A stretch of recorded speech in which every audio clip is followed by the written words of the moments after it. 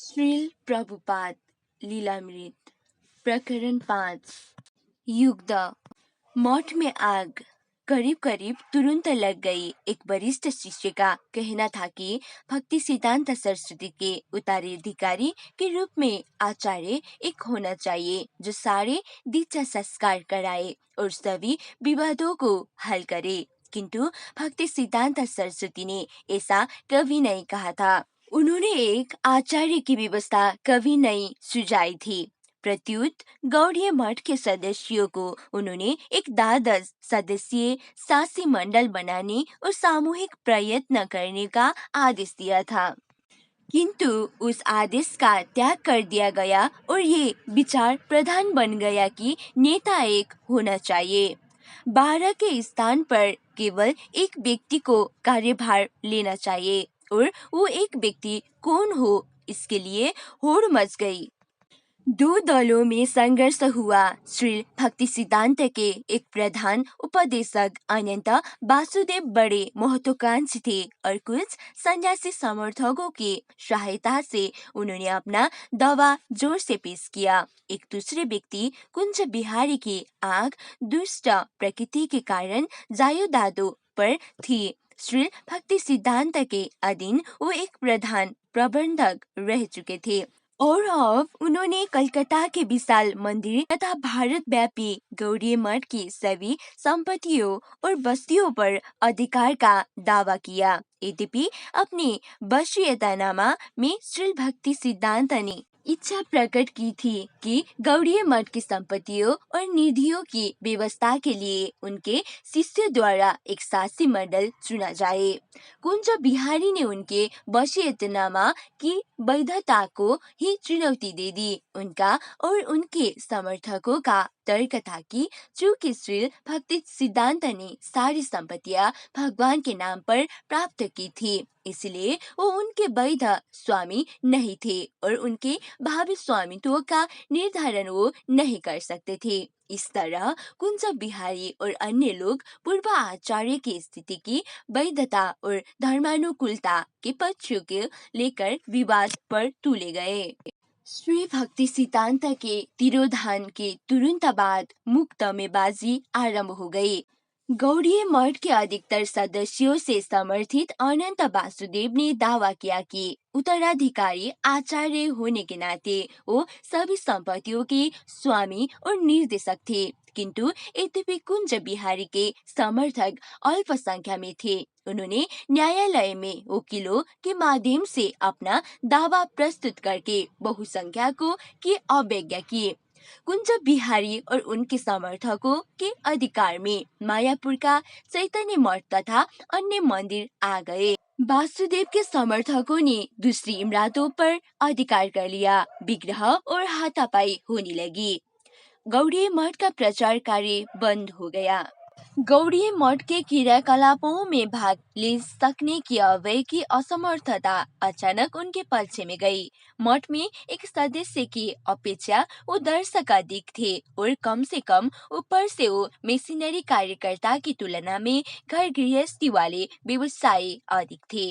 इससे वो अपने आप झगड़े से दूर रहे। बम्बई और इलाहाबाद के मठों से वो अवश्य संबंधित थे, पर उनमें न उनकी व्यवस्थापक की स्थिति थी, न उन पर उनका स्वामित्व का दावा था, न मुकदमेबाजी में उनकी कोई भूमिका थी, न ही अधिकार के लिए संघर्ष में वो किसी का पक्ष लेने की इच्छा रखते थे। अन्य बहुत से शिष्यों की भांति वो भी ये देखकर विमुचित से थे कि किस प्रकार उनके आध्यात्मिक गुरु की परस्पर सहयोग की शिक्षाओं की अवहेलना हो रही थी और उनके मिशन को मुकदमेबाजी में झोंक दिया गया था। अब वह जानते थे कि श्री भक्ति सिद्धांत की इच्छा थी कि मिशन के नेता आपस में मिलजुल कर कार्य करें, इसलिए झगड़ने वाले दलों में से किसी के साथ उनकी सहानुभूति नहीं थी। दोनों दलों श्री भक्ति सिद्धांत सरस्वती के अपमान रूप थे, लेकिन अभी प्रचारक बनना चाहते थे। यद्यपि अंग्रेजी में अच्छा प्रचारक बनने के बारे में वो सोच अधिक रहे थे और व्यवहारिक रूप से कर कम रहे थे। तथापि यही स्वाभाविक ही था कि गौड़ीय मठ उनके प्रचार कार्य का अच्छा माध्यम बनता। गौड़ीय मठ के प्रकाशनों में उनके लेख छप चुके थे और वो गुरु भाइयों के साथ इलाहाबाद और बम्बई के केंद्रों में कार्य करते आए थे। अतः उनके लिए ये सोचना स्वाभाविक था कि अपने आध्यात्मिक गुरु के मिशन की सेवा करके वो स्वयं आध्यात्मिक गुरु की सेवा कर सकते थे। किंतु जो गौड़ीय मठ हमेशा से भगवान चैतन्य के संदेश के विशुद्ध और निष्कपट प्रचार के लिए प्रख्यात था, वो अब दंडमय गुटबाजी में फंसता माना जाने लगा। गौड़ीय मठ के छिन्न भिन्न होने का उन पर गहरा प्रभाव हुआ। तत्कालीन परिस्थिति में वो प्रचार के लिए अपने आध्यात्मिक गुरु के आदेश का पालन कैसे कर सकते थे। पहले उनके प्रचार के मार्ग में प्रमुख बाधा परिवार के प्रति उनकी प्रतिबद्धता थी। अब उनकी बाधाएं कई गुना हो गई। अब लाचार होकर उन्हें मठ के अंदर चलने वाले झगड़े के परिणाम की प्रतीक्षा करनी थी। भगवान कृष्ण क्या करने वाले हैं, वो सोच रहे थे। 1938 बम्बई के व्यवसाय में घाटा होने का कारण अभय, जो अब 42 वर्ष के थे, अपने परिवार के साथ कलकत्ता वापस चले गए और 6 सीताकांत बनर्जी लेन में एक मकान किराए पर लेकर रहने लगे।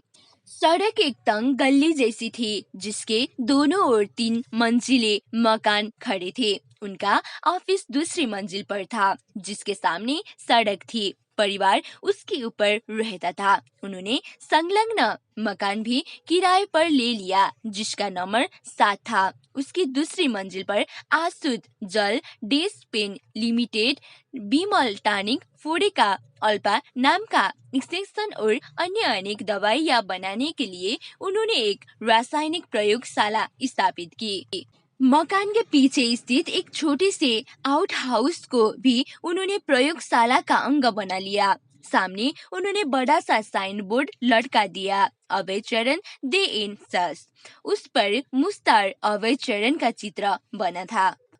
कभी कभी अपनी मदद के लिए वो 2 या 3 नौकर रख लेते थे, लेकिन ज्यादातर वो अकेले ही अपना कार्य करते। आसुद जल से भरे शीशे के कलश वो बंगाल कंपनी और ग्लूकोनेट जैसे एजेंटों को प्रदान करते। डेस्पेन लिनेमेट का विज्ञापन करने वाली उन्होंने एक छोटी सी पुस्तिका छापी, वात रोग, गठिया और सभी तकलीफों से आराम देने वाली अक्सर दवा। पुस्तिका में लिखा था कि यदि कोई बात रोग, गठिया आदि स्थायी रोगों से छुटकारा पाना चाहता है तो डेस्पेन लिनेमेट के इस्तेमाल के अलावा उसे शराब पीने उस दूसरी नशीली वस्तुओं को सेवन से परहेज करना चाहिए और उसका खाना पीना बहुत सादा और शुद्ध होना चाहिए, जैसे सब्जियां और दूध। कलकत्ता में नए कारोबार को शीघ्र सफलता मिली, लेकिन अभय का मन उसमें नहीं लगता था। वो केवल कर्तव्य पालन के लिए उसमें लगे थे। उन्हें अपने परिवार का पालन करना था। कलकत्ता में उन्हें नए परिचितों ने देखा कि मन से वो भगवत भक्त थे। वो व्यवसायी थे, परिवार के कर्ता थे, लेकिन व्यवसाय और परिवार की तुलना में उनका मन लिखने और प्रचार करने में अधिक लगता था। चंडी मुखर्जी निकटस्थ बिहारी स्ट्रीट के एक पड़ोसी, उनका मन केवल भक्तिपरक कार्यों में लगता था। व्यवसाय तो वो केवल अपने परिवार का पालन करने के लिए करते थे। लाभ कमाने, धन इकट्ठा करने या धनी बनने में उनकी रुचि नहीं थी। चारण मुखर्जी अभय के निकट पड़ोसी, अभय चरण दे उन सभी तर्क विहीन बातों को बड़े धैर्य के साथ सुनते जो हमें से कोई भी उनके सामने रखता। दर्शन शास्त्र में अनजान में बहुत सी तर्कहीन बातें उनसे कहता और वो हमेशा धैर्यपूर्वक उनको सुनते थे। वो किसी बात से उद्वेलित नहीं होते थे। वो सदैव शांत रहते थे और मुझे भगवान के बारे में बताते थे। वो केवल कृष्ण भगवान की बातें करते थे। वो गीता का अनुदान कर रहे थे और अपना व्यवसाय चला रहे थे। उनको पड़ोसी प्राय उन्हें सामने के कमरे में खाट पर बैठे देखते थे। वो अपने आध्यात्मिक गुरु की पुस्तकें पढ़ते रहते थे और कभी कभी संस्कृत के श्लोक सस्वरूप पढ़ा करते थे। जो कोई उनके पास आता उनसे दर्शन शास्त्र पर वाद विवाद उन्हें पसंद था। उनका परिवार प्राय ऊपर रहता अभय धोती कुर्ता पहने या कभी कभी केवल धोती और बनियान पहनने नीचे सामने के कमरे में अकेले बैठ रहे थे। प्राय वो लिखने में लीन रहे थे, जबकि उनके बच्चे उसी मकान के पीछे के हिस्से में रहने वालों गागुली परिवार के बच्चों के साथ दरवाजे के बाहर खेला करते। आसपास के सभी पड़ोसी एक संयुक्त परिवार के सदस्यों की भांति मिलजुल कर रहते थे और अभय पड़ोसियों से उन्मुक्त वार्ता करते थे, लेकिन केवल वैष्णव दर्शन पर और व्यवसाय के बारे में कभी कभी ही। श्रीमान गांगुली को अभय की बात विद्वतापूर्ण और हमेशा बहुत दार्शनिक लगती। अभय कृष्णा भावना की विचारधारा में निमग्न थे और सामने छोटी मोटी बातें में भी भगवान कृष्ण का हलावा देते और भगवत गीता के उस वर्णन की और संकेत करते जिसमें भगवान कृष्ण को भौतिक और आध्यात्मिक जगत के मूलधार कहे गए हैं। अपनी प्रयोगशाला में कार्य करते हुए या बोतल बेचने वाले मुसलमान व्यापारी से खाली बोतलें खरीदते समय या दवाई बेचने के लिए बाहर यात्रा करते समय वो हमेशा भगवान के बारे में बात करते या सोचा करते। उन दिनों कलकत्ता में किसी का भगवान की भावना में रुचि रखना कोई असामान्य बात नहीं थी। अभय ने देखा कि बोतल का मुसलमान व्यापारी अब्दुल्ला भी बहुत धार्मिक था। एक दिन अभय ने अब्दुल्ला से, जो पहले बहुत गरीब था लेकिन व्यवसाय से धनी हो गया था, पूछा, अब आपके पास पैसा हो गया है, उस पैसे का उपयोग आप कैसे करेंगे? बोतल के व्यापारी ने उत्तर दिया, प्रिय महोदय, मेरा इरादा एक मस्जिद बनाने का है। इस बीच गौड़ीय मठ का युद्ध चलता रहा। दोनों ही दलों के उद्देश्य दूषित थे और दोनों ही दल अपने आध्यात्मिक गुरु की शिक्षाओं से विरत हो गए थे। संपत्तियों के स्वामित्व का निर्णय मुकदमेबाजी से कराने का प्रयत्न ही इस बात का प्रमाण था कि भक्त लोग अपने आध्यात्मिक गुरु की स्पष्ट इच्छा का, जो उनके वसीयता में उल्लेखित थे, उल्लंघन कर रहे थे। मुकदमे का क्रम वर्षों तक चलता रहा, लेकिन इस कानूनी लड़ाई ने न उन्हें एकता सिखाई न उनमें मन को शुद्ध किया। एक न्यायालय का निर्णय अनंत वासुदेव के पक्ष में था, लेकिन उससे ऊंचे न्यायालय ने मठ की 2/3 जायदाद कुंज बिहारी को दे दी और 1/3 वासुदेव को। यद्यपि वासुदेव को कम जायदाद मिली, उनके अनुयायियों की संख्या अधिक थी। वो उन्हें मठ की शिक्षाओं को पुनर्जीवित करने पर अधिक तुले लगते थे। लेकिन बाद में एक औरत रख लेने के कारण जब सन्यास के आदर्शों से उनका पतन हो गया, तब उनके दल और भी छिन्न भिन्न हो गए। अधिकतर सन्यासी अपने सिद्धांतों पर अटल बने रहे, लेकिन उनमें से बहुत ने संघर्षरत दोनों दलों के अधिकार क्षेत्र का घृणा बस त्याग कर दिया। भिन्न भिन्न व्यक्तियों ने अपने भिन्न भिन्न आश्रम बना लिया, जैसे गौड़ीय मिशन, चैतन्य गौड़ीय मठ आदि।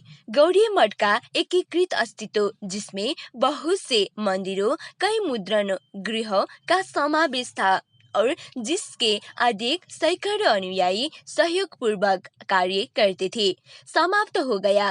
भक्त लोग श्री भक्ति सिद्धांत सरस्वती के माध्यम से प्राप्त भगवान चैतन्य महाप्रभु की शिक्षाओं का पालन करते रहे, लेकिन सहयोग पूर्वक कार्य के अभाव में उनकी पूर्व सम्मिलित क्षमता में ह्रास हो गया।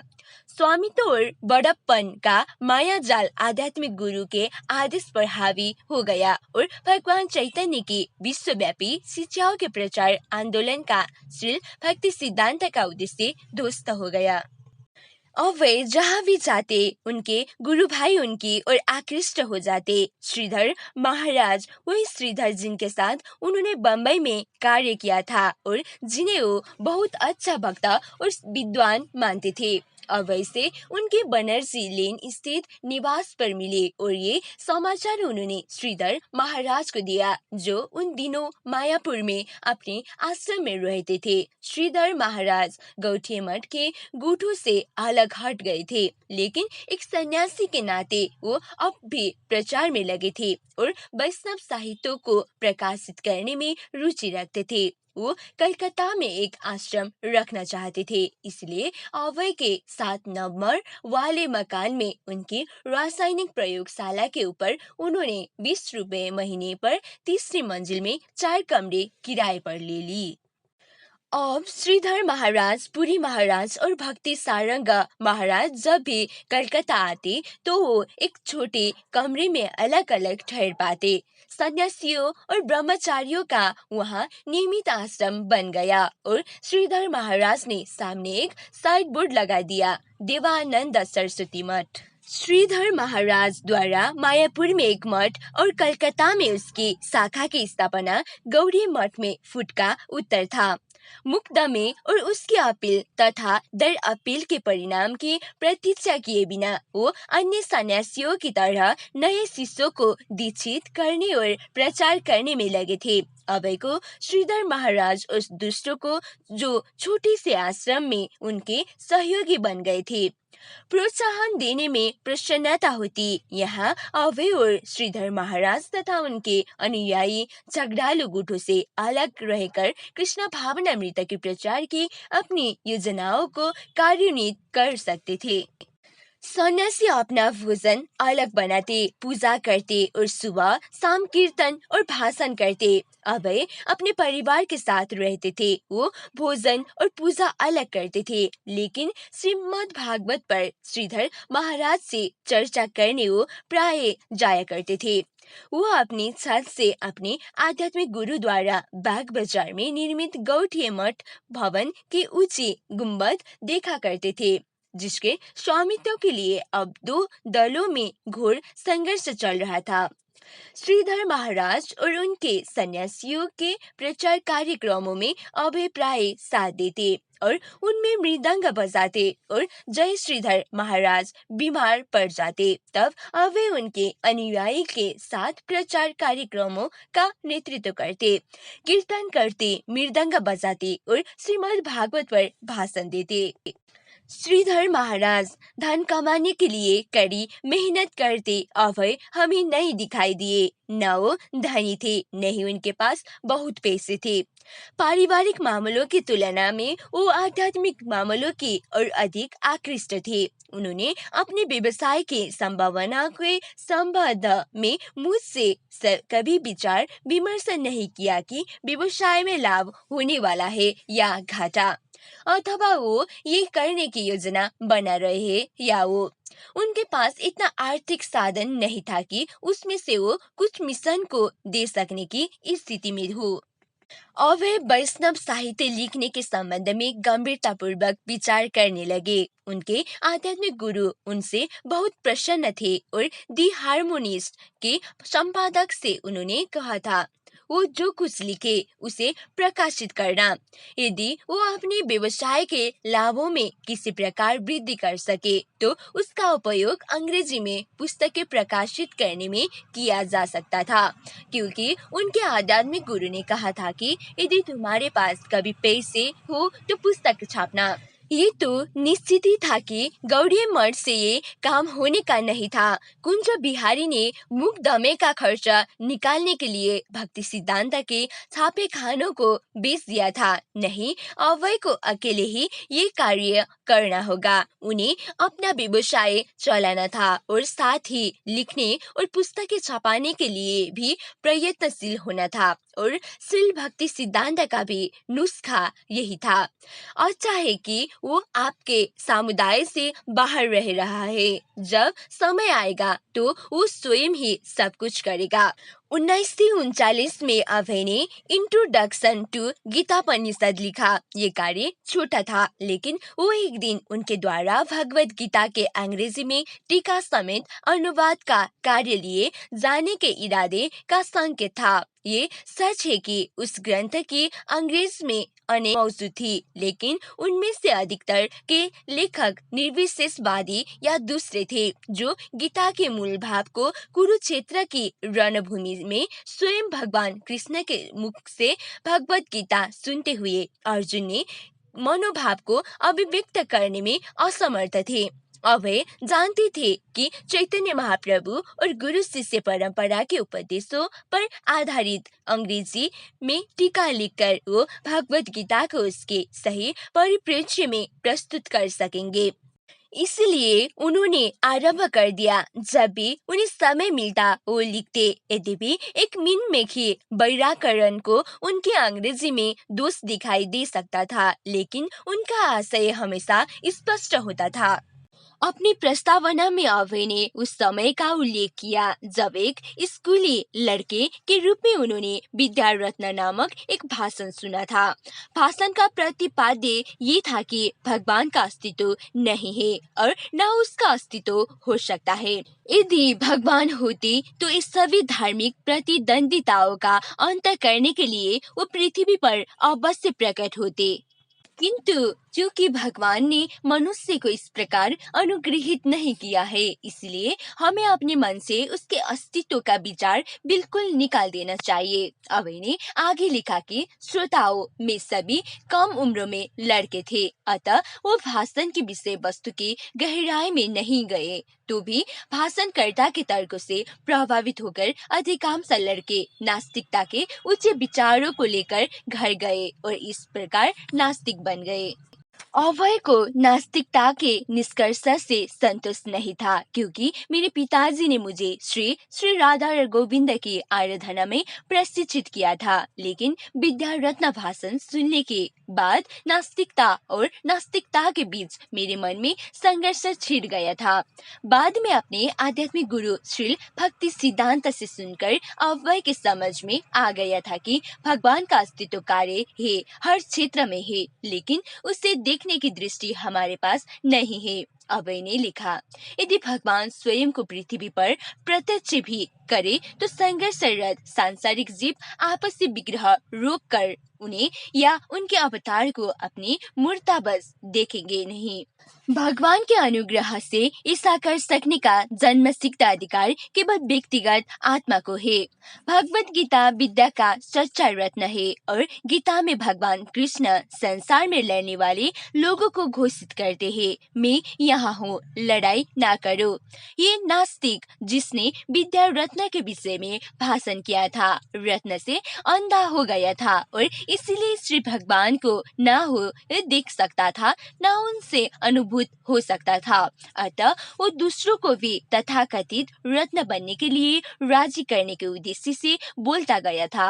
अपने आध्यात्मिक गुरु के अनुकरण पर अभय ने शुद्ध ईश्वरवाद के विरोधियों का सामना करने में आक्रामक प्रवृत्ति का प्रदर्शन किया। अपने आध्यात्मिक गुरु के आदेश का पालन करते हुए अपने को अंग्रेजी में प्रचारकर्ता के रूप में विकसित करने में अभय केवल विद्वतापूर्ण तटस्थ प्रस्तुतिकरण नहीं कर रहे थे, वो लड़ाई के लिए भी राजी और तत्पर थे, चाहे वो लड़ाई आधुनिक यज्ञवाद के विरुद्ध हो या वैष्णव धर्म के सनातन शत्रु मायावादी निर्विशेषवाद के विरुद्ध हो। यद्यपि भगवत गीता में आख्यायित श्री कृष्ण के प्रति समर्पण का तरीका बताने वाले विद्वान कम ही थे, लेकिन ज्ञान का सारांश प्रस्तुत करने वाले ग्रंथ के रूप में भगवत गीता का सम्मान लगभग सभी करते थे। इसलिए श्री भगवान और धर्म के विषय में भ्रम फैलाने वालों का सामना करने के लिए गीता सर्वोत्तम उपाय थी।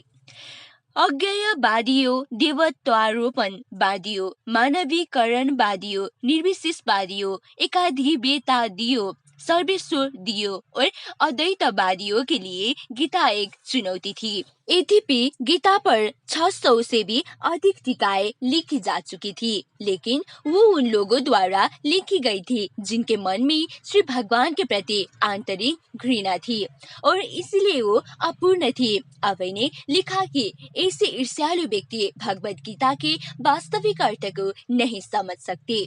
जैसे बोतल में बंद शहद तक मक्खी की पहुंच नहीं हो सकती। अभय ने भारतीय संस्कृति का वर्णन उसके विचारों की गहराई और निष्कर्षों की प्रत्यक्ष संश्लिष्टता के कारण उसे अपार सागर बताकर किया। उन्होंने घोषणा की कि लेकिन इस पुस्तक में प्राप्त धर्म ग्रंथों के हवाले से जो भारतीय संस्कृति और विचार का लिखित इतिहास है, मैं सिद्ध कर दूंगा कि श्री कृष्ण स्वयं परम भगवान है। सात बनर्जी लेन में रहने वाले सन्यासी अभय के विचार और इरादों से प्रभावित हुए, चूंकि ये परंपरा थी कि एक विशेष रूप से योग्य वैष्णव को उसके गुणों के अनुसार कोई उपाधि दी जाए। इसलिए भक्ति सारंग गोस्वामी ने अभय को भक्ति सिद्धांत की उपाधि देनी चाहिए, लेकिन श्रीधर महाराज ने इसे अनुपयुक्त समझा कि अभय को वही उपाधि प्रदान की जाए जो उनके आध्यात्मिक गुरु की थी,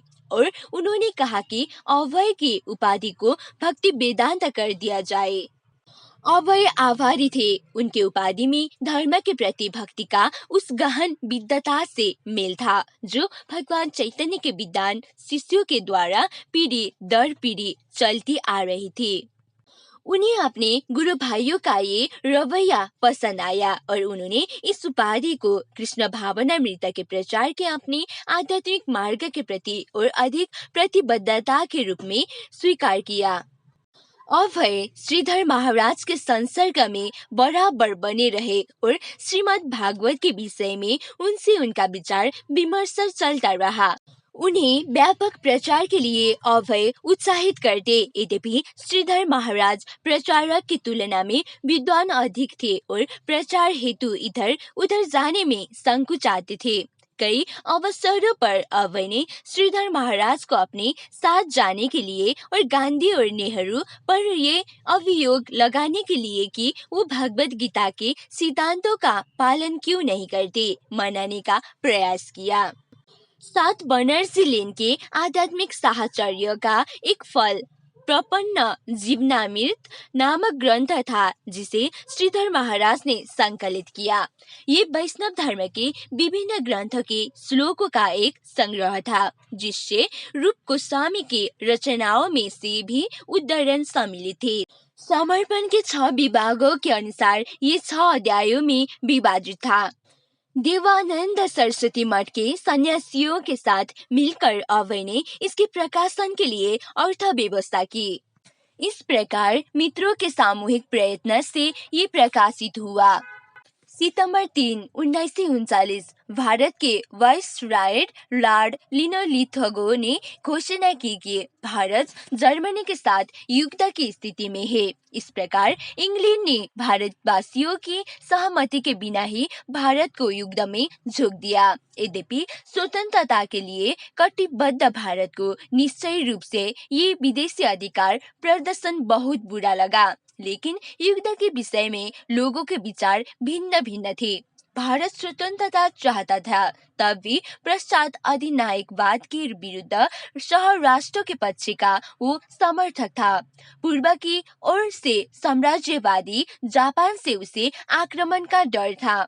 एक लेखक ने उस समय की भावना से भरे नई दिल्ली के एक विद्यार्थी से पूछा, क्योंकि आप अंग्रेजों से घोर घृणा करते हैं, क्या आप ये पसंद करेंगी कि जापान भारत पर आक्रमण करे और उसे जीत ले? विद्यार्थी ने उत्तर दिया, नहीं, लेकिन हम भारतवासी भगवान से प्रार्थना करते हैं कि वो अंग्रेजों को उस आघात को सहने की शक्ति दे जिसके वो पात्र है। युद्ध आरंभ होने के समय यद्यपि भारत की सेना में केवल 1,75,000 सैनिक थे, अंग्रेजों ने किसी तरह उनकी संख्या बढ़ाकर 20 लाख कर ली। अनिवार्य भारतीय नहीं हुई, लेकिन अंग्रेजों ने सारे देश में भारतीय करने वाले एजेंट भेजे, विशेषकर पंजाब में, जहां स्थानीय गरीब वर्ग के लोगों के लिए सैनिक सेवा का बड़ा आकर्षण था। पंजाबी बड़े अच्छे लड़ाकू साबित हुए, जबकि बंगालियों की भारतीय अधिकारियों, डॉक्टरों, ठेकेदारों और क्लर्कों के रूप में हुई। भारतीय सैनिकों को इजिप्ट, इराक, सीरिया, फारस, मलाया, बर्मा और आसाम में लड़ाई की मोर्चा पर भेजा गया। एक और अंग्रेज भारतीयों को युद्ध के लिए सन्नद्ध करने की कोशिश कर रहे थे। दूसरी और राष्ट्रीय आंदोलन जो पिछले 20 वर्षों से अधिक अवधि से रुक रुक कर चलाता आया था, बहुत सक्रिय बन गया। कांग्रेस दल के सदस्यों ने युद्ध के कार्य में सहयोग देने से इनकार किया और भारत की स्वतंत्रता के लिए गारंटी चाहिए। कुछ ने सोचा कि इंग्लैंड जर्मनी के साथ बुरी तरह फंसा है, इसलिए विद्रोह करके शक्तिपूर्वक स्वतंत्रता प्राप्त करने के लिए वो बहुत उपयुक्त समय है।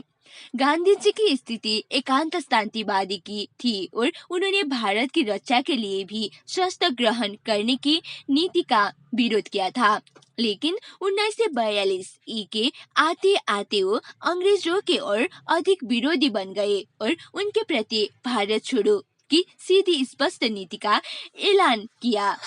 हजारों भारतीयों ने नारे लगाकर और ये तक कि रेल की लाइनें तोड़कर उनके आंदोलन का समर्थन किया। अभय के युद्ध प्रिय पुराने स्कूल के साथी सुभाष चंद्र बोस ने अंग्रेजों से अपने ढंग की लड़ाई छेड़ दी। वो जर्मनी के हिटलर से मिले और उसे राजी कर लिया था कि जब जर्मनों के हाथों भारतीय सैनिक पकड़े जाएंगे तो जर्मनी उन्हें बोस को वापस कर देगा और वो उन्हें अपनी राष्ट्रीय सेना में रखेंगे।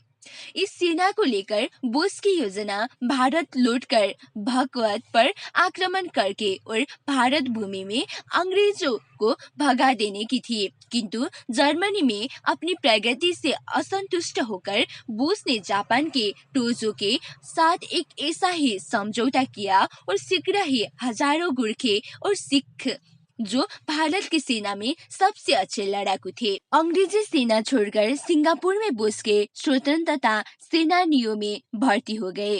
बोस उत्तरी की ओर से भारत पर आक्रमण करने के लिए सेना तैयार करने लगे। तब 1943 में अंग्रेजों ने देखा कि जापानी जो बर्मा को पहले ही जीत चुके थे भारत के द्वार पर पहुंच गए हैं, बंगाल के बिल्कुल निकट। वंचित करो नामक नीति का अनुसरण करते हुए अंग्रेजों द्वारा खाद्य सामग्री ले जाने वाली बहुत सी भारतीय नावों को डूबो दिया गया और धान की बड़ी फसलें नष्ट कर दी गई। इस डर से ही कहीं ये सब शत्रु के हाथ में ना पड़ जाए। इसका परिणाम ये हुआ कि अन्न के अभाव में और व्यापार के लिए नावों के बिना भारतीय अकाल ग्रस्त होकर मरने लगे। 150 वर्षों के बीच बंगाल में पड़े अंकालों में ये अकाल सबसे भयानक था। सरकार ने खाद्यान्नों के कीमतों पर से सभी कंट्रोल हटा दिया और इसे लोग जो गगन स्पर्शी भावों पर खाद्यान्न नहीं खरीद सकते थे कलकत्ता की सड़कों पर मरने लगे। श्रील प्रभुपाद मुझे अनुभव हुआ सरकार ने कृत्रिम अकाल पैदा किया था। युद्ध चल रहा था इसलिए श्रीमान चर्चिल की नीति लोगों को अभावग्रस्त रखने की थी जिससे वो स्वेच्छा से सैनिक बने। इसलिए ये नीति कार्यान्वित की गई। बड़े लोगों ने सारा चावल इकट्ठा कर लिया। चावल 6 रुपए मन बिक रहा था। अचानक वो 50 रुपए मन बिकने लगा। मैं बनिए की दुकान में चावल खरीदने गया था। अचानक बनिए ने कहा नहीं नहीं मैं और नहीं बेचूंगा। उस समय चावल 6 रुपए मन था इसलिए वो एकाकर बेचने को तैयार नहीं था। कुछ घंटे बाद मैं फिर खरीदने गया और चावल का भाव 50 रुपए मन हो गया था। सरकार द्वारा नियुक्त एजेंट चावल और दूसरी चीजें जो हर दिन की आवश्यकताएं हैं खरीदने लगे। वो कोई भी कीमत दे सकते हैं क्योंकि मुद्रा उनके हाथों में है। वो तथाकथित सैकड़ों डॉलर के नोट छाप सकते हैं और भुगतान कर सकते हैं। आदमी ये सोचकर संतुष्ट हो जाता है कि मेरे पास सैकड़ों डॉलर है लेकिन है वो कागज का एक टुकड़ा। यही नीति थी तुम्हारे पास पैसे नहीं है चावल नहीं है तो दूसरा मार्ग खुला है। हाँ तुम सिपाही बन जाओ बहुत सारा पैसा मिलेगा तुमको।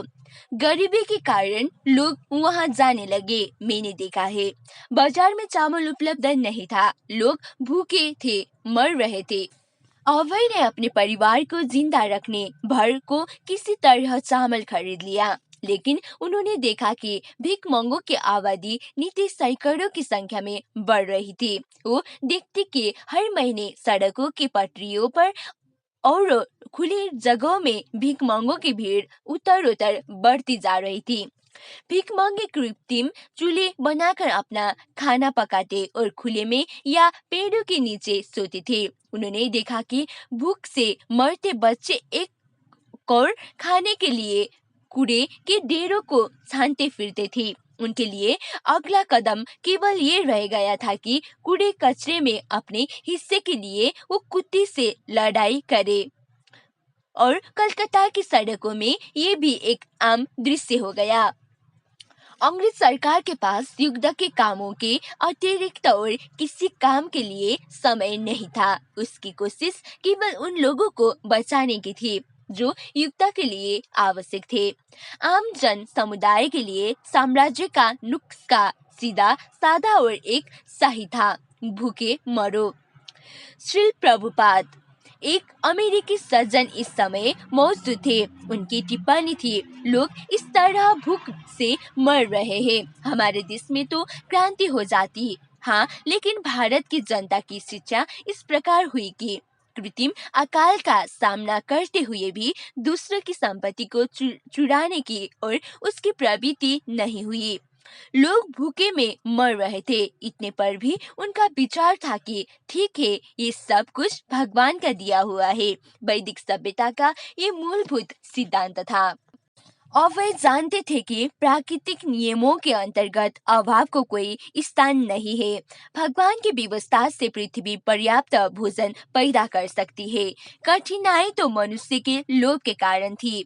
संसार में अभाव या कमी नहीं है। श्री भक्ति सिद्धांत सरस्वती ने कहा था, कमी केवल कृष्ण भावना मृत की है। और अभय ने 1943 के अकाल को इसी दृष्टि से देखा। पहले से भी अधिक अब ये आध्यात्मिक अंतर्दृष्टि प्रासंगिक लगती थी कि कृष्ण भावना मृत सर्वप्रथम आवश्यकता है, अन्यथा मनुष्य को उसकी इस दूषित मनोवृत्ति से कैसे रोज रोका जा सकता है, जिसके वंशीभूत होकर वो लोभी बनता है, संग्रह करता है, युद्ध करता है और इस प्रकार लाखों के लिए दुर्दशा उत्पन्न करता है। अभय भारत में अंग्रेजों के घृणित कार्यों को देख चुके थे।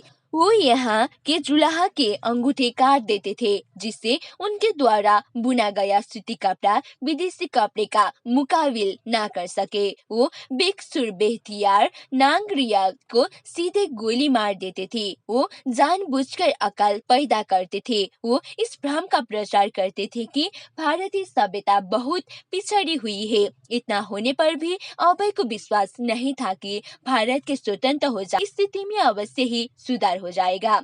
जब तक कि यहाँ का नेतृत्व कृष्ण भावनामृत में सराबोर न हो, और ये न गांधी के विषय में सत्य था न सुभाष चंद्र बोस के विषय में, तब तक सरकार देश को कोई वास्तविक हल नहीं दे सकती, भले ही कोई काम चलाऊ व्यवस्था उसके द्वारा संभव हो जाए।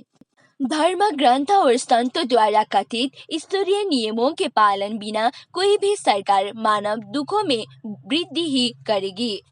तब कथा पर बम वर्षा होने लगी। बम कुछ विशेष क्षेत्रों पर ही गिराए जाते, जैसे कित्तापुर बंदरगाह पर और उत्तर कलकत्ता में श्याम बाजार पर, जो सीताकांत बनर्जी लेन में अभय के मकान के बिल्कुल निकट था। अमेरिकी हवाई जहाज चीन और जापान के लक्ष्य पर आक्रमण करने के लिए कलकत्ता के निकट के हवाई अड्डों से उड़ते थे, इसलिए कलकत्ता पर हवाई आक्रमण अनिवार्य प्रतीकात्मक प्रतीत होते थे। ये जवाबी हवाई हमले जापान की ओर से थे। या क्या ऐसा था? कुछ लोगों का कहना था कि ये आक्रमण सुभाष चंद्र बोस की सेना की ओर से थे, क्योंकि बम अधिकतर यूरोपियनों के घरों पर गिरते थे, लेकिन कलकत्ता के निवासियों के लिए इससे कोई अंतर नहीं पड़ता था कि आक्रमण किसकी ओर से हो रहे थे। पहले बम वर्षा के बाद लोगों ने शहर छोड़ दिया, ब्लैक आउट लागू हो गए और रात में पूरा नगर अंधेरे में रहने लगा। श्री प्रभुपाद, पूरा कलकत्ता खाली हो गया। शायद केवल मैं और कुछ अन्य लोग रह गए। मैंने अपने पुत्र को नवद्वीप भेज दिया और मेरी पुत्री का तो ब्याह हो ही गया था। मेरी पत्नी ने कलकत्ता से बाहर जाने से इनकार किया। उसने कहा, मुझ पर बम गिरने दो, लेकिन मैं कहीं जाऊंगी नहीं, इसलिए मुझे कलकत्ता में रहना पड़ा। मैंने रात रात भर कलकत्ता पर बम बरसा होती देखी है। मैं भोजन कर रहा था जब भूपू बजा। प्रबंध ये था कि हर घर में सुरक्षा कक्ष बना था। मैं भूखा था, इसलिए पहले मैंने भोजन समाप्त किया, तब मैं सुरक्षा कक्ष में गया और बम बरसा आरंभ हो गई। जी कैम। मैं सोच रहा था ये भी कृष्ण का एक रूप है, लेकिन वो रूप बहुत प्रिय नहीं था। इस प्रकार की आपदाओं के बीच अभय को कृष्ण भावनामृत का प्रचार और भी अधिक आवश्यक प्रतीत हुआ। युगदर से थके हारे संसार के लोगों से वो कुछ कहना चाहते थे और एक प्रभावोत्पादक मंच के लिए उनका मन लल करने लगा, किसी तरह के प्रकाश के लिए जिसके माध्यम से वो संसार की समस्या को शास्त्र की दृष्टि से अपने आध्यात्मिक गुरु जैसी निर्भीक शैली में प्रस्तुत कर सके। विचारों की कमी नहीं थी और अपने व्यवसाय में से वो इसी उद्देश्य के लिए धन बचा रहे थे। तो भी वो ऐसा कोई प्रकाशन किससे निकाल सकते थे, जबकि श्री भक्ति सिद्धांत के वरिष्ठ शिष्य और विद्वान सन्यासी भी वो सहन नहीं कर सके थे। अपने गुरु भाइयों में उन्होंने अपने को कभी कोई बड़ा विद्वान नहीं माना था, यद्यपि वो उन्हें कवि कहते थे और अब वो भक्ति वेदांत कहलाने लगे थे। तब भी एक गृहस्थ होने के नाते उनसे आशा नहीं की जाती थी कि एक पत्रिका निकालने में वो अगुआ बने या अपने कोई निजी पत्रिका निकाले। लेकिन समय बदल गया था। दी हार्मोनिस्ट अंग्रेजी पत्रिका श्री भक्ति सिद्धांत के तिरोधान के कुछ समय पहले से प्रकाशित नहीं हुई थी। लगभग एक दशक बीत गया था और गौड़ीय मठ मुकदमेबाजी में ही इतना व्यस्त था कि प्रचार के लिए उसके पास समय ही नहीं था। जिस अथाह प्रयास के कारण 10 वर्षों तक नदिया प्रकाश को प्रतिदिन लगातार प्रकाशित किया गया था, उसका तिरोधान हो गया था। विभिन्न स्थानों में स्थापित वो चारों प्रेस बंद हो चुके थे, जो भक्ति विनोद ठाकुर के अधिकृत पुत्र के निर्देशन में दिव्य साहित्य का निरंतर प्रकाशन कर रहे थे। कुंज बिहारी ने उन्हें बीस दिया था। समय बदल चुका था। गौड़ी मठ केवल झगड़े में रत था, जबकि भक्ति विहीन लोग विश्व युद्ध में एक दूसरे का वध कर रहे थे। सीताकांत बनर्जी पर अपने सामने के कमरे में बैठे अवय सोचते, लिखते, पांडुलिपि को संपादित करते और एक पत्रिका के लिए उसे टाइप करते। पृष्ठ के ऊपरी सिरे पर उन्होंने एक लंबा चौकर शब्द चित्र बनाया। ऊपर बाईं ओर कोने में भगवान चैतन्य का चित्र था, जो सूर्य की किरणों के समान प्रकाश की किरणों से देदीप्यमान था। नीचे दाई और जन समुदाय का छाया चित्र था, जो अंधेरे में डूबा था, किंतु भगवान चैतन्य से प्रकाश पाने की टूर में लगा था और भगवान चैतन्य और जन समुदाय के बीच पत्रिका का नाम बैंक टू गारहेड पताका की तरह फहरा रहा था। नीचे दाएं कोने में लिखने की मुद्रा में बैठे श्री भक्ति सिद्धांत सरस्वती का चित्र था, जो विचार मग्न ऊपर देख रहे थे। शब्द चिन्ह के ऊपर आदर्श वाक्य अंकित था। भगवान प्रकाश है, अविद्या अंधकार है, जहाँ भगवान है वहाँ अविद्या नहीं है। शब्द चित्र के नीचे निम्नलिखित पंक्तियां थी। संपादित और स्थापित कृष्ण कृपा मूर्ति श्री श्रीमद् भक्ति सिद्धांत सरस्वती गोस्वामी प्रभुपाद के प्रत्यक्ष आदेश के अधीन श्री अभय चरण दे द्वारा। अपने व्यवसाय के सिलसिले में अभय छपाई का कुछ अनुभव पहले ही प्राप्त कर चुके थे और पांडुलिपि पूरी होने के बाद वो उसे सरस्वती प्रेस में ले गए, जो उस समय बंगाल का सबसे अच्छा छापाखाना था। उन्होंने कलकत्ता की प्रतिष्ठित पुस्तक विक्रेता थ्वेकर स्पीड एड कंपनी को अपना एजेंट बनाया, जिसकी जिम्मेदारी थी कि वो पत्रिका का वितरण पुस्तक भंडारों, पुस्तकालय और कई विदेशों में करे। लेकिन जब वो कागज खरीदने गए तो उन्हें सरकारी प्रतिबंधों का सामना करना पड़ा। युद्ध और तजन्य कागज की कमी के कारण अभय ने जो कुछ लिखा था, सरकार उसका परीक्षण राष्ट्रीय आवश्यकताओं की कसौटी पर करना चाहती थी। संसार के इस संकटकालीन स्थिति में एक सामान्य नागरिक के धार्मिक पत्र को उच्च प्राथमिकता मिलना कठिन था। कागज के लिए अभय की प्रार्थना यो त्यो कारण बताकर अस्वीकृत कर दी गई, लेकिन वो अड़े रहे। उन्होंने अपील की कि भगवान की शिक्षाओं की छपाई में कागज का इस्तेमाल बर्बादी नहीं था और उस समय की संकटग्रस्त स्थिति में तो ये असामयिक नहीं था। अंत में 44 पृष्ठ के बैक टू गार्ड हेड के प्रथम संस्करण को छापने की अनुमति उन्हें मिल गई। अभय चरण ने अपने पाठकों का अभिवादन इस आदर्श वाक्य से किया कि भगवान प्रकाश है, अविद्या अंधकार है। जब मनुष्य भूल जाता है कि वो भगवान की संतान है और शरीर से अपना तादात्म्य करता है, तब वो अज्ञान में होता है। वो उस मनुष्य के समान है जो गाड़ी के कल पुर्जों के संबंध में तो जानता है, लेकिन चालक के बारे में कोई ज्ञान नहीं रखता। वर्तमान सभ्यता की यही सबसे बड़ी त्रुटि है। ये सभ्यता सचमुच अज्ञान या भ्रम से भरी है, इसलिए उसका परिवर्तन सैनिकरण में हो गया है।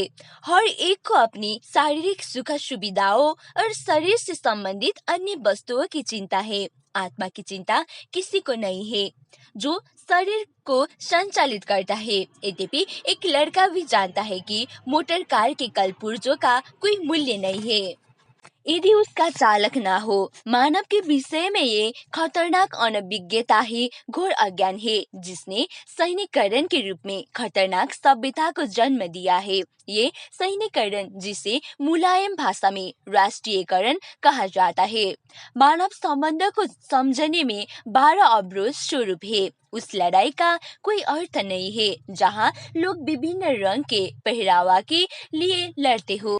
इसीलिए शारीरिक उपाधि या रंगीन पहरावों का विचार किए बिना मानव संबंध को समझने की घोर आवश्यकता है। बैक टू गार्ड हेड अधो हस्ताक्षरकर्ता द्वारा एक क्षीण प्रयत्न है मानव जाति को श्री भगवान से जोड़ने का। ये प्रयत्न गौड़ीय मठ के क्रियाकलापों के यशस्वी संस्थापक और संचालक कृष्ण कृपा मूर्ति श्री श्रीमद् भक्ति सिद्धांत सरस्वती गोस्वामी प्रभुपाद के निर्देशन में किया जा रहा है। इसका उद्देश्य मानवता के वास्तविक संबंध को परम भगवान के केंद्रीय संबंध से जोड़ना मात्र है। इस तरह के साहित्य की तत्काल आवश्यकता की तीव्र अनुभूति सभी देशों के नेताओं को है। निम्नलिखित वक्तव्यों से ये बात सहज ही स्पष्ट होगी। सन 1944 की बात है। अभय का ध्यान विशेष रूप से विश्व युद्ध के संकट की ओर गया। संसार के राजनीतिक नेता अपने देशवासियों की तकलीफों और चीजों की कमी पर क्षोभ प्रकट कर रहे थे। 4 साल की लड़ाई के बाद, जिसमें लाखों जानों की आहुति पड़ चुकी थी, 20 साल के अंदर आने वाला दूसरा विश्व युद्ध संसार को अब भी ध्वस्त किए जा रहा था। यद्यपि युद्ध का अंत दिखाई पड़ने लगा था, लेकिन संसार के नेता उस पर उतनी प्रसन्नता और आशा नहीं व्यक्त कर रहे थे जितनी थकान और अनिश्चयात्मकता। यदि इस युद्ध का अंत हो भी जाए तो क्या एक दूसरा और भी युद्ध होगा? क्या मनुष्य ने अब भी वो महत्वपूर्ण पाठ नहीं सीखा कि शांतिपूर्वक कैसे रह जाए? अभय ने भारत के आर्चबिशप को उद्धृत किया। भगवान के मार्गदर्शन से भारत संसार को मानसिक संतुलन पर वापस ले जा सकता है। उन्होंने संयुक्त राज्य के राष्ट्रपति का उदाहरण दिया। इसलिए संसार के नैतिक पुनर्स्थीकरण का कार्यक्रम सशस्त्र संघर्ष के खतरों को कम करने में असफल नहीं हो सकता। इस तरह का नैतिक पुनर्स्थीकरण बहुत प्रबोधपादक हो, इसके लिए उसे विश्वव्यापी समर्थन मिलना आवश्यक है। उन्होंने भूतपूर्व राष्ट्रपति हर्बर्ट हूवर का उल्लेख किया, जिन्होंने कहा था कि संसार को नैतिक और आध्यात्मिक दर्शों को अपनाने की आवश्यकता है। उन्होंने ब्रिटिश हाउस ऑफ कॉमन्स के एक प्रस्ताव का हवाला दिया जिसमें कहा गया था कि आध्यात्मिक सिद्धांत सभी जातियों की समान धरोहर है और मनुष्य और राष्ट्र को श्री भगवान की प्रभु सत्ता को तुरंत अंगीकार करने की आवश्यकता है। उन्होंने बिल का अहवाल दिया जिसने रूस से लौटने के बाद ये रिपोर्ट दी थी कि युद्ध में लाखों रूसी मारे जा चुके थे, घायल थे या खो गए थे और लाखों से भी अधिक लोग चीजों की भयानक कमी और बर्बरता में शीत ऋतु झेल रहे थे। अभय ने लिखा, रूसी जनता के विषय में जो सत्य है वही अन्य देशों के बारे में भी सत्य है और हम भारतीयों को भी उसी कमी, उसी अभाव और उसी क्षोभ की अनुभूति से गुजरना पड़ रहा है। उन्होंने ब्रिटेन के विदेश मंत्री एंथनी ईडेन का उदाहरण दिया जो युद्ध की तबाहियों पर शोक और क्रोध से भरे थे। उन्होंने कैटबरी के आर्चबिशप को उद्धृत किया, संसार के हर कोने में लोग युद्ध के अभिशाप से उद्धार चाहता है। वो ऐसे संसार में रहना चाहता है जहाँ शांति लौट आई हो और आज तक संसार की जिस कठिनाई और कटुता से उनका सामना रहा है उससे उन्हें मुक्ति मिल गई हो। लेकिन ऐसा प्राय होता है कि वो स्वर्ग के राज्य को उसके राजा के बिना ही चाहते हैं, भगवान के राज्य को भगवान के बिना, और ऐसा हो नहीं सकता। हमारा संकल्प होना चाहिए भगवान को पुनः प्राप्त करने का। हम योजनाएं बनाते हैं राष्ट्रों के बीच भावी शांति के लिए और देश में सामाजिक सुरक्षा के लिए, ये बिल्कुल ठीक है और उसकी उपेक्षा करना गलत होगा। लेकिन हमारी सारी योजनाएं मानव स्वार्थी की चट्टान से टकराकर चूर चूर हो जाएगी यदि हम भगवान का सहारा नहीं लेते। भगवान की शरण जाओ इंग्लैंड की और हर राष्ट्र की यही मुख्य आवश्यकता है। उन्होंने इंग्लैंड के सर फ्रांसिस एक हसबेट से भी उदाहरण दिया। इस समय जब धर्म पर भयानक आक्रमण हो रहा है, हमारा ध्यान मार्गदर्शन के लिए भारत की ओर जाता है जो धर्म का जन्म स्थल रहा है। और अंत में उन्होंने सर्वपल्ली राधाकृष्णन को उद्धृत किया, यदि हम शांति की रक्षा न कर सके तो ये युद्ध जीत जाने के बाद अन्य युद्ध की भूमिका सिद्ध होगा। शांति की रक्षा तभी संभव है जब शक्तिशाली राष्ट्र अपने उन आधिपत्यों पर गर्व करना और शान बघाड़ना छोड़ दे जो दुर्लभ राष्ट्रों के श्रम और योगदान से प्राप्त है। कदाचित सर हरकोर्ट बटलर का यही आशय था जब उन्होंने कहा था कि हिंदुत्व के सिद्धांतों में संसार की सभ्यताओं को बचाने के लिए सभी मूलभूत तत्व उपस्थित है। और राधाकृष्णन के एक दूसरे उदाहरण के रूप में अभय ने वो वक्तव्य प्रस्तुत किया जिसे उन्होंने अपनी पत्रिका के आदर्श वाक्य में से एक आदर्श वाक्य प्रयुक्त किया। हमें विचार के संसार में अत्याचार पर विजय प्राप्त करना है और विश्व शांति के लिए संकल्प का सृजना करना है। मन को प्रशिक्षित करने और मानव स्वभाव का संस्कार करने वाले उपकरणों का प्रयोग समुचित सामाजिक दृष्टिकोण विकसित करने में किया जाना चाहिए जिसके बिना संस्थागत यंत्र विधान व्यर्थ है। अभय ने विश्वास प्रकट किया कि भारत के आध्यात्मिक साधनों का उपयोग हर एक के हित के लिए किया जाना चाहिए, न केवल भारत की महिमा के संवर्धन के लिए वरन समग्र विश्व के कल्याण के लिए। आगे उन्होंने बताया कि उन्होंने बैक टू गॉड हेड पत्रिका का आरंभ कैसे किया, कैसे श्री भक्ति सिद्धांत सरस्वती के तिरोधान के 2 सप्ताह पहले उन्होंने उनको एक पत्र लिखा था और कैसे उनके आध्यात्मिक गुरु ने उन्हें अंग्रेजी में प्रचार के लिए आदेश दिया था। सन 1936 से अब तक मैं केवल इस सोच विचार में पड़ रहा कि बिना किसी साधन और क्षमता के मैं इस कठिन कार्य में हाथ लगाऊं या नहीं, लेकिन चूंकि मुझे किसी ने हतोत्साहित नहीं किया, इसलिए मैंने इसे अब आरंभ करने का साहस किया है। लेकिन इस समय मेरा विवेक मुझे आदेश दे रहा है कि मैं इस कार्य को आरंभ करूं, यद्यपि युद्ध की परिस्थितियों से जनित वर्तमान कठिनाइयां समाप्त नहीं हुए हैं। अभय ने कहा कि उनकी पत्रिका में भारत के महान ऋषियों के और विशेषकर भगवान चैतन्य के केवल दिव्य संदेश प्रकाशित होंगे और उनका कर्तव्य एक अनुवाद के भांति केवल उनकी पुनरावृत्ति करना होगा। वो कुछ निर्मित नहीं करेंगे और उनके शब्द लोगों को श्री भगवान की और वापस ले जाने वाली दिव्य ध्वनि के भांति अवतरित होंगे। उन्होंने स्वीकार किया कि बैक टू गार्डहेड की विषय वस्तु चेतना के बिल्कुल भिन्न क्षेत्र की होने के कारण पाठों को कुछ शुष्क लग सकता है, लेकिन उनका दावा था कि जो कोई उनके संदेश को सचमुच ध्यानपूर्वक पढ़ेगा वो लाभान्वित होगा। मिश्री उन लोगों को कभी मीठा नहीं लगती जो पित्त रोग से पीड़ित है, लेकिन फिर भी मिश्री पित्त रोग के रोगियों के लिए औषध है। रोग से मुक्ति पाने के लिए यदि पित्त रोग का रोगी मिश्री का नियमित सेवन करता है तो धीरे धीरे मिश्री उसे मीठे लगने लगेगी। हम बैक टू गार्डहेड के पाठकों के लिए भी उसी प्रक्रिया की प्रस्तुति करते हैं।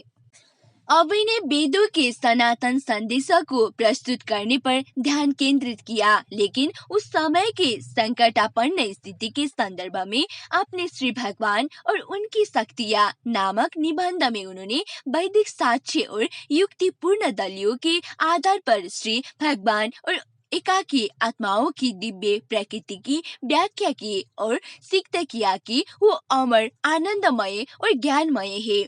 क्योंकि मनुष्य ने श्री भगवान के प्रति अपने जीवन संबंध को भुला दिया है और उनकी अपेक्षा की है, इसलिए वो इस भौतिक संसार में कभी संतोष नहीं प्राप्त कर सकते, जो अस्थायी है और अनिवार्य कष्ट से ग्रस्त है।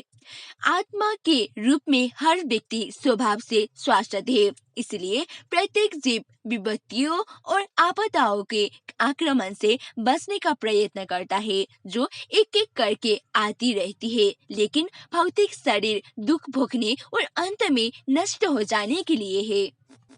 कलकत्ता के निवासियों का जापानियों की बमबारी के डर से बीतने वाला जीवन उसी अनश्वर प्रवृत्ति के कारण है, लेकिन वो लोग जो इस प्रकार जीवन जी रहे हैं भूल जाते हैं कि कलकत्ता से चले जाने और जापानी बमों से बच जाने पर भी वो इस भौतिक जगत के किसी भी भाग में अपनी शरीरों को अनश्वर के रूप में बचा नहीं सकेंगे। जब उन शरीरों पर 3 प्रकार के दुख के रूप में जड़ प्रकृति की बम वर्षा होने लगेगी।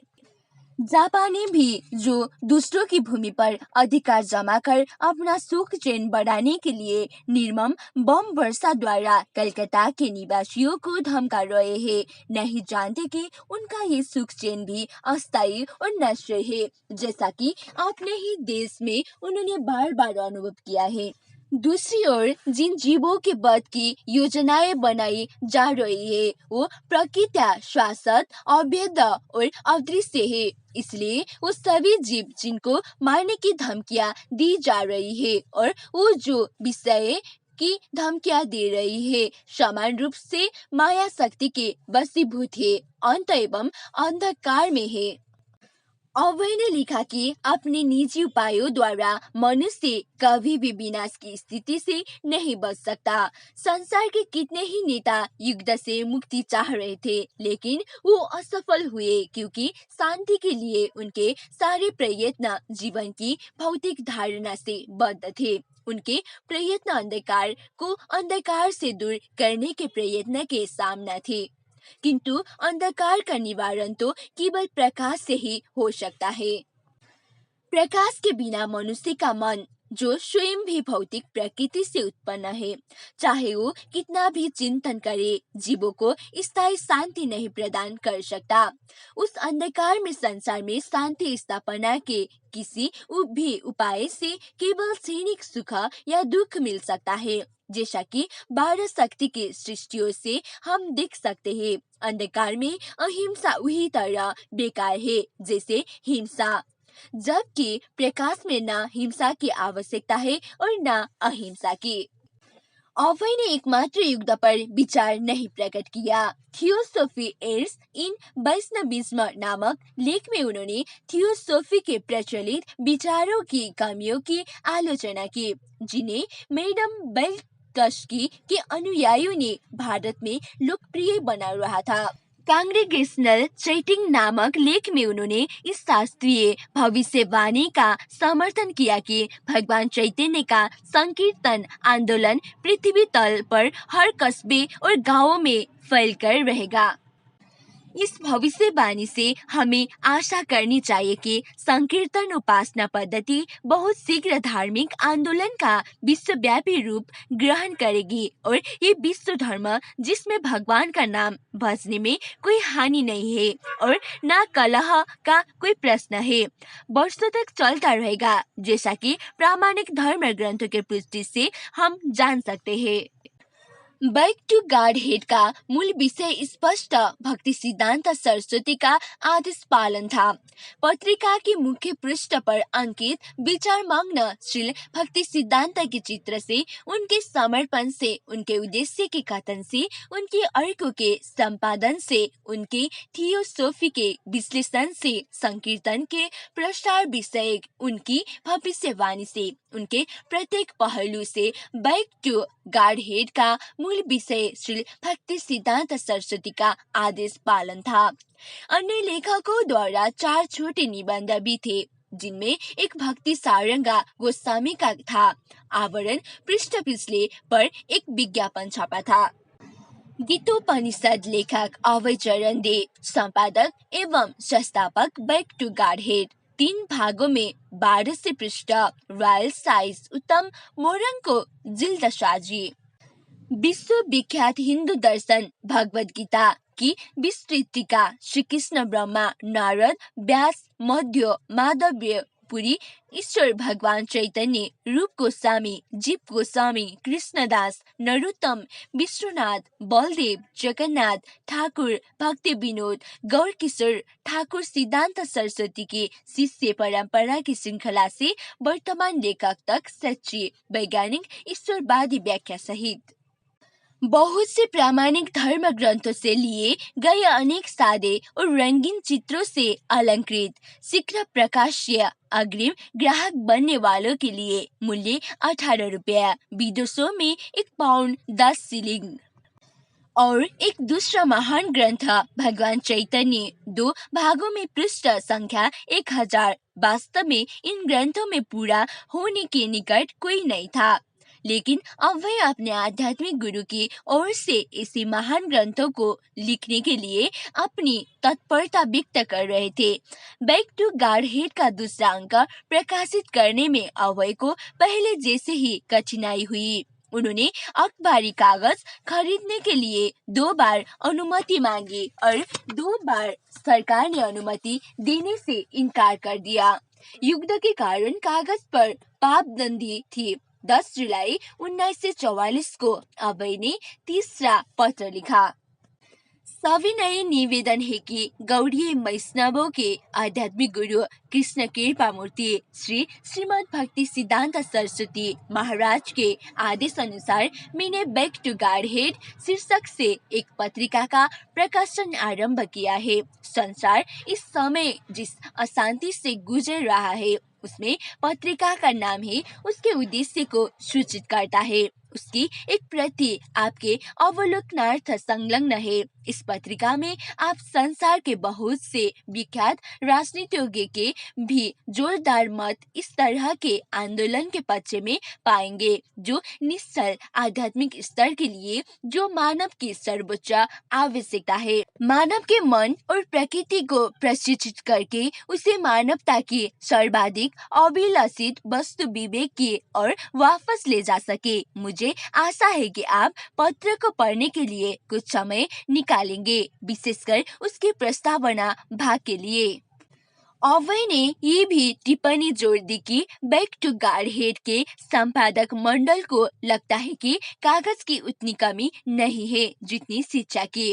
प्रचार के अवसर का लाभ उठाते हुए अभय ने कहा, यद्यपि हर वस्तु के अंतिम पूर्तिकर्ता श्री भगवान है। नास्तिक लोग समझते हैं कि सभी चीजों के स्वामी वही है। सर्वाधिपत्य की प्राप्ति के लिए चल रहे वर्तमान युग में जो अनर्थ निहित है वो केवल स्वामित्व की इसी मिथ्या भावना से पोषित है। इसलिए समस्त मानव समाज में ऐसे प्रचार की आवश्यकता है जो उसमें ये विवेक जगा सके कि संसार के वस्तुओं पर आखिरी स्वामित्व श्री भगवान का है। अभय ने ये बात स्वीकार की कि भारत में सचमुच कागज की कमी हो सकती है। उन्होंने लिखा कि प्राचीन युगों में प्रभुत्व भारतीय यज्ञ की अग्नि में मनु बहुमूल्य घी और अन्न की आहुति दिया करते थे और उन दिनों इनका कोई अभाव नहीं होता था। किंतु अब परम भगवान के सभी यज्ञ का परित्याग करके लोग केवल अभाव की सृष्टि कर रहे हैं। इसलिए बहुत सारे अपव्ययों के बीच क्या हम मनुष्य जाति के महत्तर लाभ के लिए कुछ ऋण कागज का उत्सर्ग नहीं कर सकते। मेरी प्रार्थना है कि सरकार इस विशेष मामले पर आध्यात्मिकता के प्रकाश में विचार करे जिसमें भौतिक लेखा जोखा का मामला नहीं है। ग्रेट ब्रिटेन में भी इसी तरह के एक आंदोलन को जिसका नाम मोरल री आर्मामेंट मूवमेंट है, सरकार ने प्रबल समर्थन दिया है। कागज के अभाव का कारण किए बिना जो यहाँ की तुलना में वहाँ ज्यादा संगीन है। बैक टू गार्डहेड के लिए अधिक नहीं तो केवल एक पन्ना दीजिए, हमें इसकी चिंता नहीं है। लेकिन मेरी सच्ची प्रार्थना है कि सरकार उस वातावरण का संचार होने दे जो मेरी पत्रिका बैक टू गार्डहेड का उद्देश्य है।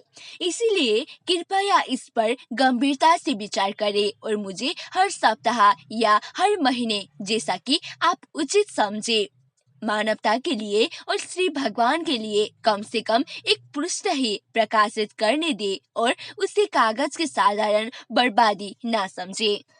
पत्र को सफलता मिली। अब प्रच्छन्न व्यंग्य के साथ उन्होंने दूसरे अंक में आरंभ में लिखा, भारत सरकार को धन्यवाद। उन्होंने अपने पाठकों को, जिनमें से बहुतों को ये जानकर निराशा हुई थी कि सरकार ने उसके छपने पर पाबंदी लगा दी है, सूचित किया कि पत्रिका हर महीने प्रकाशित हुआ करेगी। अभय ने सरकारी कागज अधिकार को लिखा गया अपना पत्र और अनुमति देने वाला उसका उत्तर भी प्रकाशित कर दिया। इस बार उनके लेख एक समाचार पत्र के स्तंभकार की सूची दर से प्रवृत्ति को लिए हुए पहले से छोटे थे। संसार के नेताओं और संकटापन्न स्थितियों पर उनकी टिप्पणियां दार्शनिक आलोचना, ओजपूर्ण और व्यंग्यात्मक परिहास से भरी थी। गांधी जिन्ना वार्ता श्रीमान चर्चिल का मानवतापूर्ण संसार, श्रीमान बर्डान शाह की अभिलाषा, श्री भगवान का सोता स्फूर्त प्रेम इस अंक के लेख थे। गांधी जिन्ना वार्ता हमें ये जानकर दुख होना है कि भारतीय जनता की एकता के लिए चलने वाली गांधी जिन्ना वार्ता संप्रीत विफल हो गई है। अब कई संप्रदायों के नेताओं के बीच यदा कदा चलने वाली इस तरह की वार्ताओं के परिणाम के विषय में बहुत आशावान नहीं थे। यदि उन्होंने कोई सफल समाधान निकाल भी लिया तो वो भंग हो जाएगा और दूसरी समस्या का रूप ग्रहण कर लेगा। वो हिंदू मुस्लिम एकता के लिए कामना कर रहे थे, लेकिन यूरोप में युद्ध करने वाले गुट सभी ईसाई थे और एशिया में अधिकतर बौद्ध थे। फिर भी वो लड़े रहे थे, इसलिए लड़ाई चलती रहेगी। हिंदुओं और मुसलमानों के बीच, हिंदुओं के बीच, मुसलमानों और मुसलमानों के बीच, ईसाइयों और ईसाइयों के बीच, बौद्ध और बौद्धों के बीच, जब तक कि सबकी समाप्ति नहीं हो जाएगी, जब तक इंद्रिय सुख का दूषित स्वार्थ बना रहेगा, तब तक भाई से भाई की, पिता से पुत्र की और राष्ट्र से राष्ट्र की लड़ाई चलती रहेगी। वास्तविक एकता केवल परम भगवान की आध्यात्मिक सेवा के स्तर पर निर्भर करेगी। अभय ने लिखा कि महात्मा गांधी सामान्य व्यक्तियों से ऊपर है और हम सब उनका सम्मान करते हैं। लेकिन अभय ने गांधी जी को सलाह दी कि वो भौतिक स्तर पर अपने सारे क्रियाकलाप बंद कर दे और आत्मा के दिव्य स्तर पर पहुंच जाए, तभी लोगों की एकता के बारे में बातें हो सकती है। अभय ने महात्मा की परिभाषा के संबंध में गीता के उदाहरण दिया। महात्मा वो है जो अपना ध्यान परम भगवान श्री कृष्ण की सेवा में केंद्रित करता है। उन्होंने गांधी जी से प्रार्थना की कि वो भगवत गीता की शिक्षाओं पर दृढ़ रहे और परम भगवान श्री कृष्ण के प्रति समर्पण के संदेश का प्रचार करे। इस तरह महात्मा गांधी संसार में अपनी प्रभावशाली स्थिति के द्वारा केवल भगवत गीता के संदेश का प्रचार करके विश्व शांति ला सकते थे। श्रीमान चर्चिल का मानवतावादी संसार। ये देखकर खुशी होती है कि श्रीमान चर्चिल जैसे विश्व राजनीति के नेता अब मानवतावादी संसार के संबंध में विचार करने लगे हैं और घृणा के भयानक राष्ट्रीय उन्माद से मुक्त होने की चेष्टा करने लगे हैं।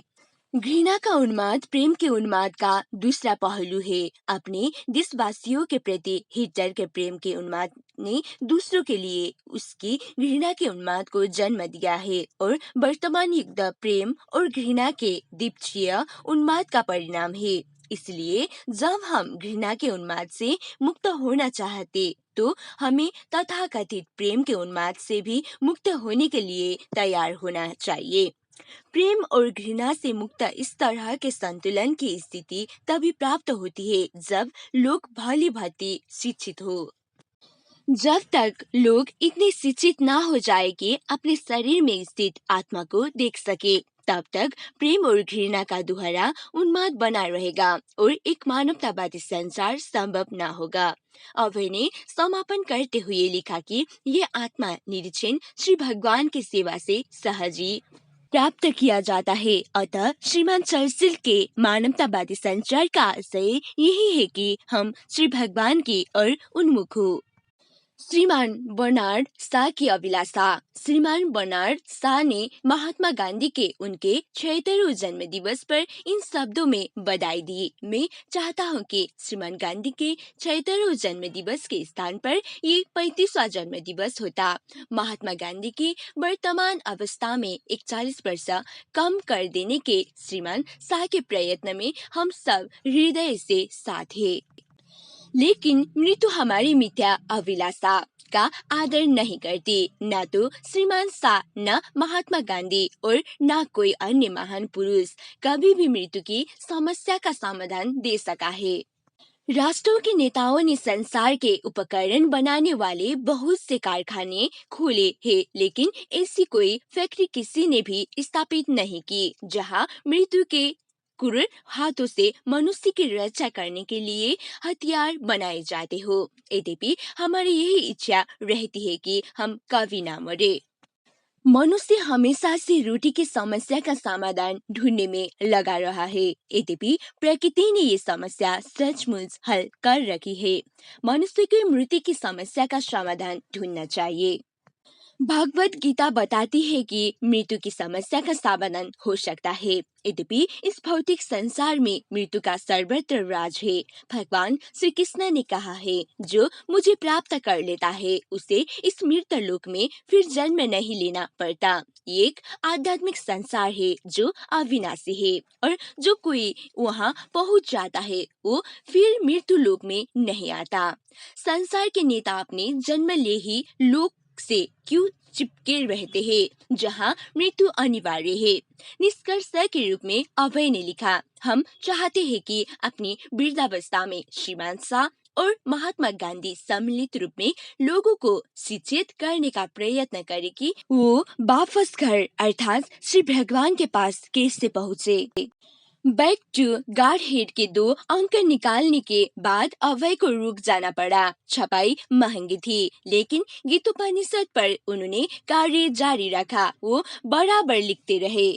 धर्मशास्त्रों पर नए लेख और उनके दार्शनिक तात्पर्य भी वो लिखते रहे। इन्हें वो उन रजिस्टरों में भी लिख डालते जिनमें वो दवाइयों के फार्मूले लिखते थे। एक रात अभय ने एक असामान्य स्वप्न देखा। श्री भक्ति सिद्धांत उनका आह्वान करते हुए उनके सामने प्रकट हुए। वो अभय से घर छोड़ने और संन्यास लेने को कह रहे थे। अभय गहरी भावोत्तेजक दशा में जाग पड़े। ये कितना भयावह है, उन्होंने सोचा।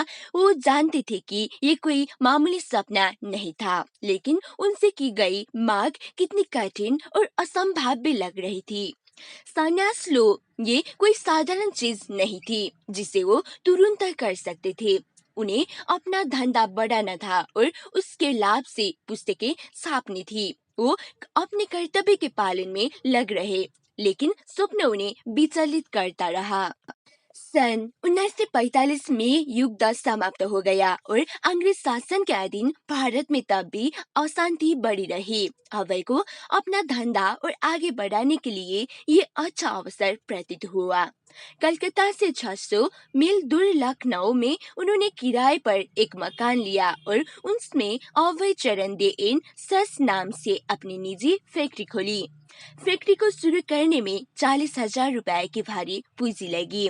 पहले की अपेक्षा उन्होंने कार्य बड़े पेमेंट पर शुरू कर दिया। कानून के अनुसार इस बात को निश्चित करने के लिए कि वो चोर बचारी नहीं करते या रासायनिकों का दुरुपयोग नहीं करते, उन्हें 3 सरकारी निरीक्षक भी रखने पड़े। भारी खर्च के होते हुए भी उन्होंने अपनी साख जमा ली और उनके उत्पादनों की मांग बढ़ चली।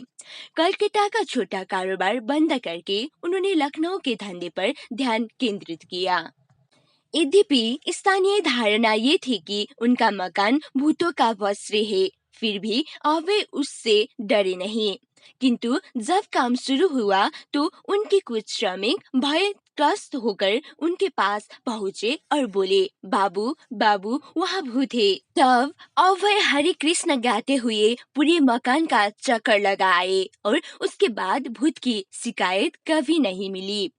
13 नवंबर को अभय ने अपने सेवक गौरांगा को पत्र लिखा और उसमें लखनऊ की कुछ कठिनाइयों का उल्लेख करते हुए अपनी सहायता के लिए उसे बुलाया।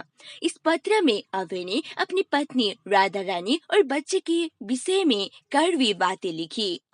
गौरांग प्रभु, मेरा नमस्कार स्वीकार करे। तुम्हारा दिनांक 7 का पत्र मिला। समय के अभाव के कारण मैं जवाब नहीं दे सका। मैं यहाँ कुछ नौकरों के साथ अकेला रहता हूँ। यदि मैं अभी यहाँ से जाऊँ तो मुझे सब कुछ बंद करना पड़ेगा। एक बार यहाँ से जाने और कारोबार बंद करने से मुझे 10,000 रुपए का घाटा हुआ है और मेरी साख भी कम हो गई है और मेरे प्रतिद्वंदियों की संख्या बढ़ गई है। इसलिए मैं संघर्ष कर रहा हूँ और सचमुच अपने जीवन की बाजी लगाया हूँ। मैं यहाँ अकेला ही इतनी सारी कठिनाइयों के बीच बैठा ही नहीं रहा हूँ। इसलिए मैं तुम्हें यहाँ आने के लिए बार बार लिख रहा हूँ। इस पत्र के पाते हुए ही तुम इस दुबरा को दिखलाना, उसे कम से कम 10 रुपए लेना और यहाँ आ जाना। जब तुम यहाँ आ जाओगे मैं तुम्हारे घर भेजने के लिए धन की व्यवस्था करूँगा। वहाँ तुम्हें इस बहाने से रोकने का क्या अर्थ है कि वहाँ कोई नौकर या नौकरानी नहीं है। नौकर नौकरानी और रसोइया रखकर मैंने उनकी सेवा करने का पर्याप्त प्रयत्न किया है, लेकिन आज तक उनमें भक्ति नहीं जगी है। इसलिए अब उन मामलों में मेरी कोई रुचि नहीं रह गया है। जब तुम यहाँ आओगे तब मैं कलकत्ता जाऊंगा। यदि मुझे पता लगा कि भक्ति में उनकी अभिरुचि है तभी मैं कलकत्ता में गृहस्थी रहूंगा, अन्यथा मैं उनकी जिम्मेदारी अपने ऊपर अधिक नहीं लूंगा। मेरे लिए एक रजाई लाना। तुम्हारा अभय।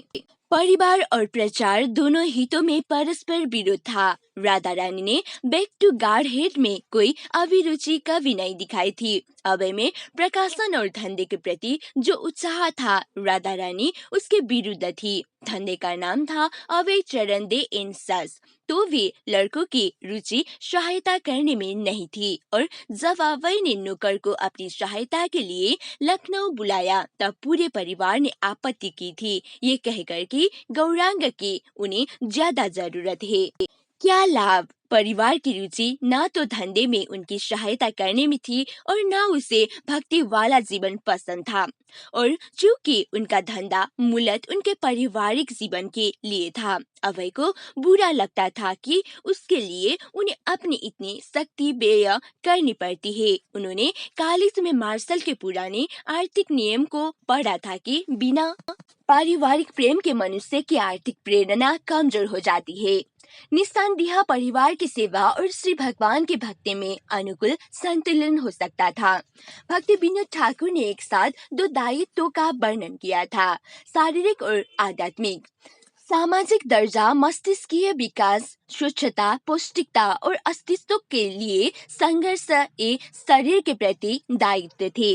कृष्ण के भक्ति संबंधी कार्यकलाप आध्यात्मिक थे। दोनों को एक दूसरे के समानांतर चलना चाहिए।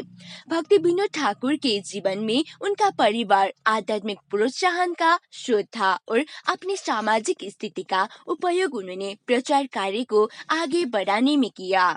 लेकिन अभय का अनुभव भिन्न रहा था। उनके जीवन में दोनों दायित्वों में लड़ाई रही थी, एक दूसरे को समाप्त कर देने की धमकी देता रहा था। अभय को लगता था कि वो उन भौतिकतावादियों की तरह कार्य कर रहे हैं जिनके अपने लेखों में वो आलोचना किया करते थे। अस्तित्व के लिए संघर्ष में डूबे हुए अभय को आत्मोपलब्धि के लिए बहुत थोड़ा समय मिलता था। यद्यपि उनके परिवार की मांग उन पर बढ़ती जा रही थी, लेकिन उसके प्रति उनकी रुचि कम हो रही थी और कृष्ण भावनामृत के प्रचार में वो बढ़ रही थी। ये कठिनाई थी। वो पारिश्रमिक पूर्वक आगे बढ़ना चाहते थे, परिवार का भरण पोषण करना चाहते थे, धंधे का विस्तार करना चाहते थे और इस प्रकार इससे बड़ी सफलता पाना चाहते थे कि प्रकाशन का कार्य वो फिर आरंभ कर सके।